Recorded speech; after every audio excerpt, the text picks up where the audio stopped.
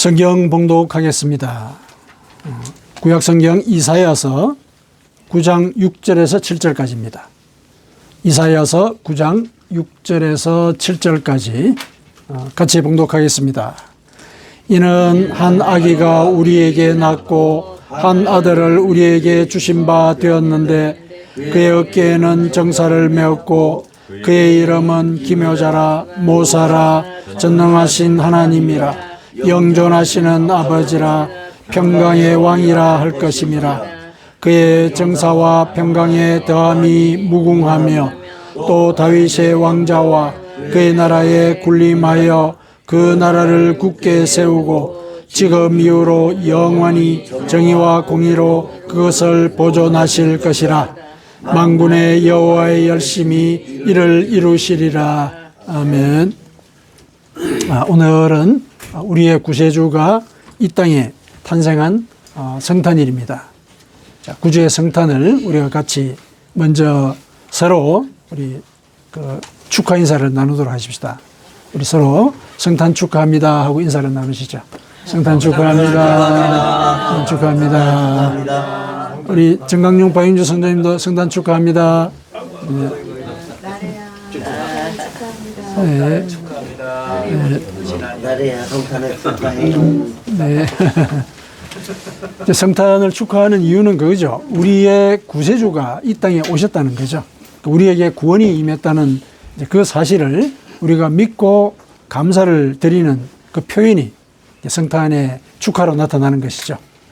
그렇게 우리 일상 속에서 오늘만 성탄절이 아니고 매일 구세주가 내 속에 임한다는 사실, 내 속에 임한다는 얘기는 그분이 나와 같은 존재가 되어서 나의 삶에 늘 동반하신다는, 그분의 탄생이 매일 이어진다는 그런 사실이거든요.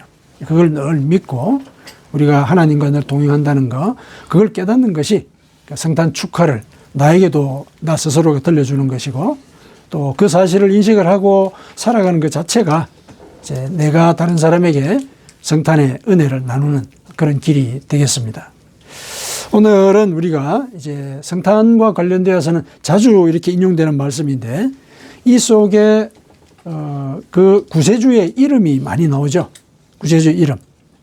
구세주가 우리에게는 기묘자, 모사, 전능하신 하나님, 영존하시는 아버지, 평강의 왕, 이런 이름으로 불리신단 말이죠. 그러니까 이 이름으로 불리신다는 얘기는 뭐냐면은 이 이름대로 우리에게 은혜를 내리신다, 이런 얘기죠. 우리가 그분을 알지는 못하는데 그분의 이름을 부른다는 얘기는 그 이름에 그분의 속성이 실려 있다는 얘기잖아요. 그렇죠. 근데 이분의 이 이름들은 선지자를 통해서 예언이 된 거예요. 그러니까 하나님이 일러주신 당신의 이름인 것이죠. 하나님이 일러주신 것이죠. 그러니까 내가 이 땅에 인간의 몸을 입고 왔을 때는 이와 같은 모습으로 너희들에게 임할 것이다. 선지자에게 이렇게 일러주신 거예요. 그러니까 우리가 알고 있는 그 예수님이 이런 모습의 인간이고 또 신이셨다. 그거를 이 예언자를 통해서 우리가 들을 수가 있는 것입니다. 그래서 오늘은 예수님께서 이 땅에 탄생하셔서 우리를 구원하기 위해서 이 공생애의 시간들을 그 생명을 바쳐서 보내셨는데, 그 과정 속에 그분이 우리를 구원하기 위해 어떤 일을 하셨고 또 어떤 하늘의 뜻을 실현하셨는지, 그걸 우리 같이 살펴보십시다. 이렇게 살펴보는 이유는 우리가 그런 은혜를 받는 존재라는 거예요. 그걸 깨닫자는 얘기죠. 하늘에서 인간의 몸을 입고 이 땅에 오실 만큼 우리를 사랑하신 그 존재가 바로 나라는 거죠. 그거를 우리가 기억을 하고 우리의 영혼의 눈을 열고 깨닫고 그 깨달은 대로 우리가 일상을 살아가는 것, 그게 중요한 것이죠. 이러한 그 과정들을 제일 먼저 천사가 이 땅에 알리지 않았습니까? 천사가 먼저 알렸거든요. 천사가 목동들에게 지극히 높은 곳에서는 하나님께 영광이요, 땅에서는 그분이 기뻐하시는 모든 이들에게 평화로다. 그 천사의 그 찬양 속에 이 구세주가 이 땅에 임해서 일어날 그 모든 일들, 그것이 어떤 의미를 갖는지를 다 포함하고 있는 거예요. 지극히 높은 곳에서는 하나님께 영광이요. 이런 얘기는 이 구세주가 이 땅에 임해서 펼쳐질 하나님의 그 구원의 사역이 그분께 영광이 된다는 얘기예요. 그게 무슨 얘기냐면은 그분이 우리에게 구원을 하겠다고 약속을 하지 않았습니까? 태초부터 약속을 하셨죠. 당신의 그 약속을 실현하는 순간이죠. 하나님은 당신의 뜻이 이루어지는 그게 바로 그분께는 영광이 되는 일이죠. 우리 인간이 뭘 해서 그분을 영광스럽게 하겠습니까? 할 수가 없죠. 영광스럽게 할 수가 없습니다. 그분이 스스로 영광스러워지는 거죠. 그렇죠. 초월적인 존재가 영광스럽다는 얘기는 그분 자체가 영광스러운 존재이고 또 영광을 얻을 길이 있다면 그분이 스스로 영광을 얻는 거예요. 그러면 그분이 스스로 영광을 얻는 것은 뭐냐? 그분의 뜻이 이루어지는 거죠. 그분의 뜻이 이루어지는 거. 그래서 지극히 높은 곳에서 하나님께 영광이다. 그랬을 때 이 지극히 높은 곳은 우리가 범접할 수 없는, 인간이 갈 수 없는 그 초극의 세계를 얘기를 하거든요. 거기에서 영광이 된다는 얘기는 그분만이 이 뜻을 이루시고 그래서 그분만이 영광을 거두신다. 그런 의미죠. 그런 의미로 그분은 이 땅에 오신 거죠. 약속을 이루기 위해서. 당신의 영광을 위해서 오신 거예요. 그리고 그렇게 영광으로 이 영광을 거두기 위해서 오신 그 과정들을 우리가 믿고 그분의 뜻을 따르려고 노력을 할 때 그게 우리한테는 평화가 되는 거죠. 죄의 짐에 눌려서 어둠을 고난 고통 속에서 살아가고 있던 그 시간들을 이제는 종결하고 우리 마음속에 영혼의 평안을 누리고 또 미래도 소망을 하는 거죠. 영생을 누리는 이제 그것을 소망하는 그 과정 속에서 우리는 평화를 얻게 되는 것입니다. 천사가 그걸 선포를 했죠. 그래서 이와 같은 그 구원의 그 사역의 그 의미를 예수님께서 이 땅에서 어떻게 실현하셨느냐. 그게 이름 속에 나타나 있는 거죠. 자, 한번 보십시다. 이는 한 아기가 우리에게 낳고 한 아들을 우리에게 주신 바 되었는데 그의 어깨에는 정사를 메었고, 정사를 메었다니 통치권을 갖고 있다는 얘기죠. 이 정사라는 말은 그 통치권을 얘기를 해요. 그분은 그냥 인간이 아니라 이 세상과 그 다음에 하늘에 대해서도 통치권을 가지고 있는 그런 존재이시다. 그런 의미가 있죠. 이거는 실제로 예수님께서 얘기하셨죠. 마태복음 28장 마지막에 하늘과 땅의 모든 권세를 내게 주셨으니 이렇게 얘기하셨죠. 그러니까 통치권을 갖고 계시는 거예요. 하늘과 땅의 모든 권세를 내가 가지고 있다. 내가 통치한다 이런 얘기죠. 그래서 바다와 이 바람도 풍랑과 바람도 그분의 말씀에 순종하셨죠. 그렇죠. 땅에 대해서 이 세상에 대해서 통치권을 갖고 있는 거죠. 그리고 인간의 질병을 고치고 또 죽은 자도 살리시고 인간에 대한 생명에 대한 통치권도 갖고 계시는 것이죠. 그리고 영의 세계에도 통치권을 갖고 계시죠. 귀신을 쫓아내잖아요. 귀신을 쫓아내는 거예요. 내가 이 모든 것들에 대한 통치권을 갖고 있다. 그래서 그분이 사역을 시작을 하실 때 회개하라 천국이 가까이 왔느니라 이런 얘기를 할 수 있었던 거죠. 천국에 들어갈 수 있는 조건이 회개하는 것이다. 이 얘기는 뭡니까? 내가 천국에 들어갈 열쇠를 쥐고 있는 존재다. 내가 천국에 들어가는 그 과정을 통치하는 권세를 가진 존재다. 그 얘기를 얘기하신 거잖아요. 그렇죠. 천국에 들어갈 자격을 누가 얘기할 수 있겠어요? 누가 인간이 얘기할 수 있는 건 아니잖아요. 그렇죠.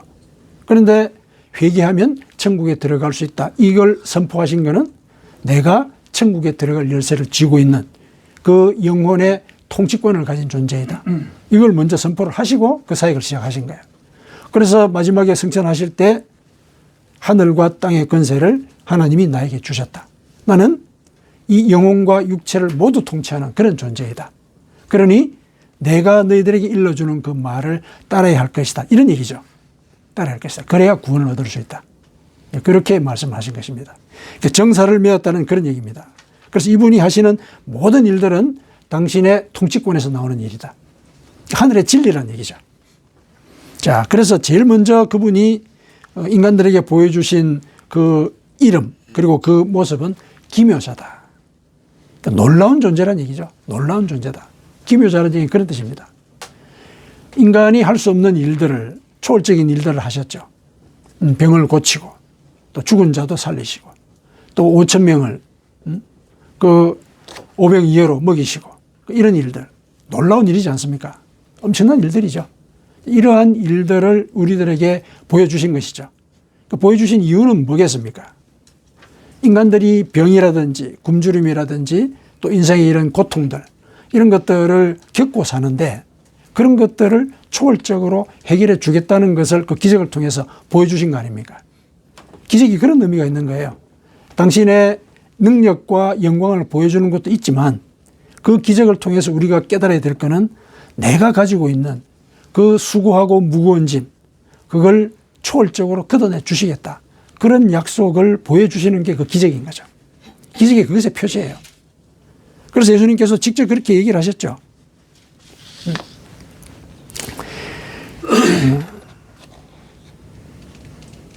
그 하는 얘기가 그거죠. 이제 수고하고 무거운 짐진 자들아 다 내게로 오라 내가 너희를 쉬게 하리라 이 말씀이죠. 마태복음 11장 28절. 그러니까 그 말씀의 뜻이 그분이 기묘자인 것을 암시를 하는 것이죠.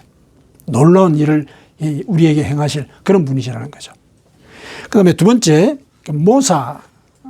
모사라는 것은 지혜로운 자라는 얘기죠. 지혜로운 자.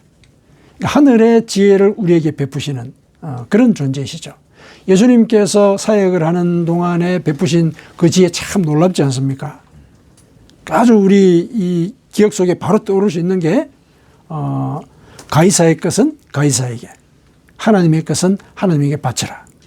이게 바리새인들과 종교 지도자들이 예수님을 공경에 빠뜨리려고 이 엽전 한 전을 가지고 와가지고 이걸 세금을 가이사에게 바치는 게 옳습니까 옳지 않습니까 그런 얘기를 한 거죠. 그랬을 때 그 말 자체에 어떤 대답을 하든 우리 인간으로서는 다 공경에 처할 수 있는 그런 거죠. 세금을 바치지 말라 그러면은 예를 들면은 로마 실정법을 이제 어기는 것으로 또 고발당할 수 있는 부분이죠. 또 바치라 그러면은 이거는 부역하는 자가 되는 거죠. 그러니까 어떻게 답을 할 수 있을까 이렇게 우리 인간으로서는 고민할 수 있는 부분인데 예수님은 가이사의 것은 가이사에게 바치고 하나님의 것은 하나님께 바쳐라. 그러니까 이런 지혜가 놀랍지 않습니까? 가늠한 여인을 돌로 치려고 군중들이 험악하게 몰려 있는데 그 자리에서 한마디로 모든 사람들을 돌려보내셨죠. 죄 없는 자가 먼저 돌로 쳐라. 이게 하늘에 주신 지혜죠. 하늘에 주신 지혜. 이런 지혜를 우리들에게 베푸셨는데 그런데 베푸신 것과 동시에 너희가 간구하면 이 지혜를 너희들에게 줄 것이다. 사실은 그 사실을 그 기적으로 보여주신 거예요. 그 지혜로. 어떻게 그걸 알 수 있느냐. 예수님께서 이렇게 약속을 하셨죠. 제자들을 통해서 성령을 보내겠다. 그런 말씀하셨죠. 성령이 너희에게 임하시면은 그가 모든 걸 가르쳐 줄 것이다. 그리고 내가 너희에게 한 말을 기억나게 할 것이다. 하늘의 지혜를 일러준다는 얘기죠. 하늘의 지혜를. 그러니까 성령을 통해서 하늘의 지혜로 너희들이 이 땅을 살아갈 수 있도록 내가 이끌고 갈 것이다. 그 약속을 하신 거예요. 당신이 보여주신 그 지혜가 그런 뜻인 거죠. 그분이 모사로서 이 땅에서 행하셨던 그 모든 행적이 바로 그런 약속이에요. 성령을 통해서 항상 너 곁에 모사가 있다는 사실을 내가 확인시켜 줄 것이다. 그렇게 이제 말씀을 하신 것이랑 마찬가지죠. 그 다음에 세 번째, 그분은 전능하신 하나님이다. 이렇게 되어 있죠. 전능하신 하나님이다. 이 이사야서의 이 예언을 두고 이제 학자들이 여러 이제 논란들이 많이 있었거든요. 이 아기가 누구냐? 역사적으로 이 아기가 누구냐? 왜냐하면은 이사야가 예언할 때는 예수님이 오시기 전에 800년 전이거든요. 그러니까 800년 이후에 무슨 일이 일어날지 모르잖아요. 그러니까 모르는 상태를 전제로 할 때 이 아기를 누구라고 설명을 할 수 있느냐? 그래가지고 학자들이 고민한 끝에 생각을 해낸 존재가 히스기야 왕. 왜냐하면 이때 이스라엘 상태가 굉장히 위태위태했거든요. 북쪽에서 아수르가 협박을 하고 있었고 또 아람하고 또 그 위에 있는 또 동족인 북쪽 이스라엘이 협공을 막 하고 나라가 굉장히 위태로웠어요. 이런 위태로운 상황 속에서 이제 고관들은 이 탐욕을 부리고 나라가 그냥 이 절단이 날 그런 상황에서 그거를 구해낼 자가 누구냐. 히스기야 왕이 선정을 베풀기는 했거든요. 근데 이 아기를 히스기야와 연결시키기에 결정적으로 문제가 있는 부분, 이 부분이죠. 전능하신 하나님. 히스기야가 사람인데 하나님은 아니잖아요. 하나님은 아니거든요. 근데 그분은 전능하신 하나님이다. 이랬을 때는 그러면 히스기야와 다른 그런 존재가 되는 것이죠. 그래서 이 전능하신 하나님으로 불릴 수 있는 존재는 인간으로서는 예수님밖에 없는 거죠. 하나님이라고 불릴 수 있는 자는. 그럼 이제 그분은 전능하신 하나님으로서 이 땅에서 무슨 일을 하셨는가? 뭐 이때까지 초월적인 그 기적을 베푸신 것도 물론 하나님으로서의 모습이기는 한데 가장 결정적으로 그분이 하나님이다. 이 사실을 우리에게 보여준 것은 뭐냐면 죄를 용서하신 거예요. 죄를 용서하신 거. 친구들이 자기 그 친구인 그 중풍병자를 이 침상째에 데리고 와서 예수님께 오지 않았습니까? 그때 예수님께서 뭐를 말씀하셨어요? 뭐를 말씀하셨어요? 너희 죄가 사했다. 너희 죄를 사한다. 이런 말씀을 하셨잖아요. 병을 고쳐주겠다. 이런 말씀을 하신 게 아니고 너희 죄를 사한다. 이런 말씀을 하셨죠. 그랬더니 옆에 있던 서기관들과 바리새인들이 난리가 났죠. 죄를 용서하는 자는 하나님밖에 없는데 저가 누구인데 죄를 용서하느냐. 이는 신성모독이다. 이렇게 이제 얘기를 했거든요. 그거는 그 사람들 생각이죠. 예수님은 하나님이셨기 때문에 죄를 용서할 수 있다는 사실을 그들에게 보여주신 거예요. 실제로 그렇게 말씀하셨죠. 내가 죄를 살 권세가 있다는 걸 너희들에게 보여주고자 한다. 그렇게 말씀을 하시고 그렇게 중풍병자를 고치신 거거든요. 실제로 그렇게 말씀을 하셨어요. 그러니까 당신이 죄를 용서하는 존재라는 거. 인간이 할 수 없단 말이죠. 그런데 하나님만이 할 수 있는 그 일을 보여주셨다는 것. 죄를 용서하는 그런 존재로서 우리에게 그분의 하나님이심을 보여주신 것이다. 인간의 영혼을 구원하는 것만큼 전능한 일이 어디 있습니까? 그래서 전능하신 하나님은 인간의 죄를 용서하시는 그런 분이시다. 그래서 그런 모습으로 사셨고 또 죄의 용서를 선포하신 그대로 우리도 이제 그분이 내 죄도 용서하신다는 사실. 우리가 회개하면 나를 용서하신다는 것. 그거를 이제 우리에게 사실은 일러주고 계신 것이죠. 그 다음에 영존하시는 아버지. 영존하시는 아버지. 이거 뭐냐면은 아버지로서 영원히 함께 하신다는 얘기죠. 이 아버지라는 존재는 상징적으로 돌보는 그런 은혜를 베푸는 그런 존재죠. 그러니까 돌보는 그 은혜를 영원히 베풀겠다. 이런 얘기죠. 실제로 이제 그 복음서에 나온 이 이제 기자들이 예수님의 그 행적을 설명을 할 때 예수님을 이렇게 얘기하고 있죠. 세상에 있는 자기 사람들을 사랑하시되 끝까지 사랑하시느니라. 요한복음 13장 1절에 끝까지 사랑하셨다. 그러니까 제자들에 대해서 하는 말이지만은 결국은 세상에 있는 자기 사람들 우리까지 포함을 해서 이렇게 해석을 할 수가 있는 거죠. 끝까지 사랑하신다. 그래서 끝까지 사랑하시는 그 표시로서 그분은 당신이 선한 목자라 얘기하셨죠. 나는 선한 목자다. 선한 목자는 양들을 위해서 목숨을 바친다. 목숨을 바친다는 건 모든 걸 건다는 얘기죠. 모든 걸 건다는 얘기죠. 모든 걸 걸어서 내가 너희들을 지키고 보호할 것이다. 그걸 보여주셨죠. 십자가에서 돌아가심으로 해서 그 말씀을 그대로 또 실현하셨고. 그래서 그런 과정들을 볼 때 그분은 우리도 영원히 보호하시는 아버지로서 함께 하실 것이다. 그것의 또 다른 하나의 약속으로서 예수님께서 또 이렇게 얘기하셨죠.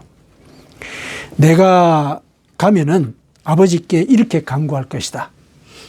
그가 또 다른 보혜사를 너희에게 주사 영원토록 너희와 함께 하실 것이다. 이렇게 얘기하셨죠. 요한복음 14장 16절에. 또 다른 보혜사. 또 다른 보혜사라 그랬어요. 여기 이제 성령이시죠. 근데 왜 그 성령을 보혜사라 그러면 되는데 왜 또 다른 보혜사라 그랬을까? 예수님이 보혜사로서 그동안 역할을 하셨다는 얘기죠. 성령이 해야 될 일들을 하고 계셨다는 얘기죠. 근데 지금은 내가 육신을 입고 있기 때문에 죽게 되는데 죽은 이후에는 내 일을 맡아서 할 존재를 다시 보내주겠다. 여기서 또 다른 이란 말은 원어를 보니까 이 똑같은 이 종류의 다른 것, 그런 의미예요. 그러니까 형체나 특질이나 본질은 똑같은데 다른 것, 이런 개념에서 쓰는 게 또 다른 이런 뜻이에요. 그렇다면 성령은 바로 예수님과 동일한 존재라는 얘기죠. 그러니까 이 땅에서 너희들을 어떻게 살릴 것인지, 선한 목자로서 내가 너희들을 돌보았던 그 모습 그대로 성령이 와서 너희들을 돌볼 것인데 그것을 영원토록 하게 할 것이다. 이렇게 약속을 하셨거든요.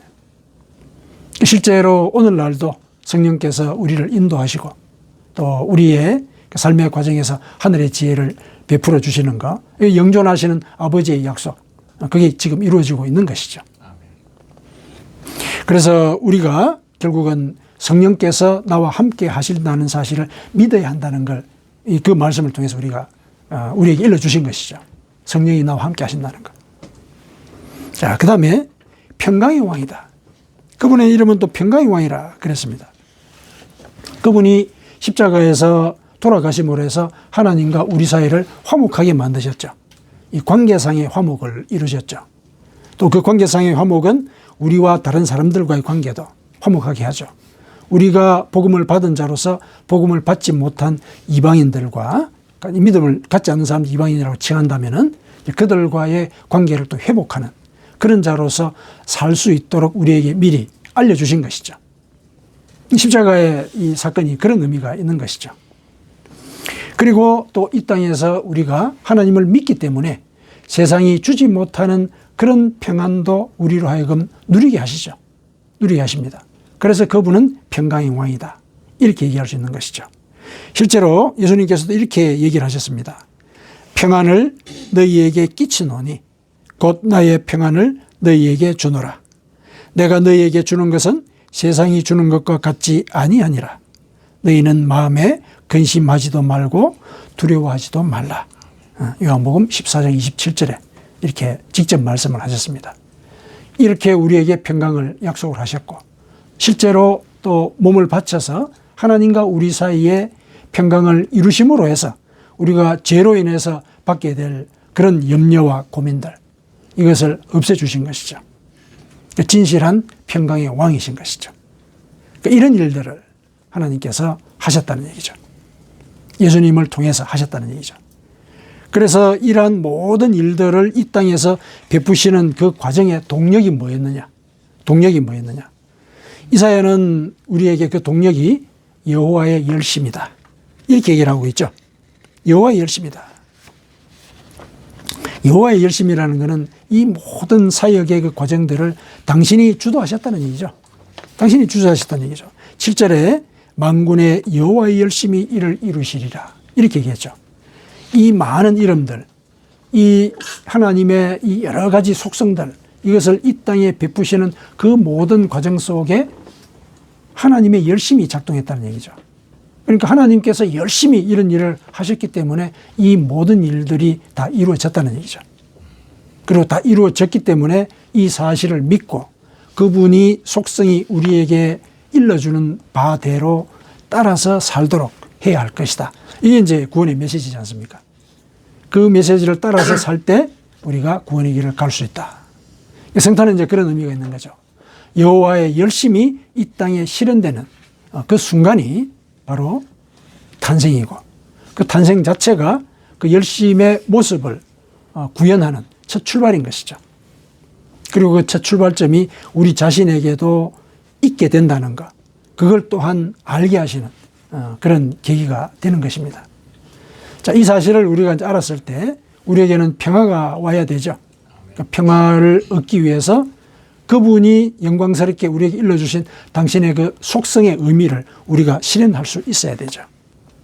그러니까 그분이 통치권을 가진 존재라는 것을 우리에게 알려주셨듯이 우리도 그분을 유일한 하나님으로, 나의 왕으로 고백할 수 있어야 되는 것이죠.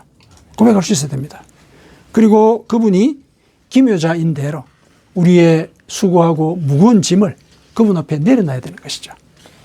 하나님 앞에 내 어렵고 힘든 일들, 마음의 아픔들 하나님 앞에 고백을 하라는 얘기죠. 그러면은 기묘하신 은혜로 당신의 때에 그 짐을 들어주시겠다. 이게 이제 약속인 거죠. 이게 구원인 것이죠.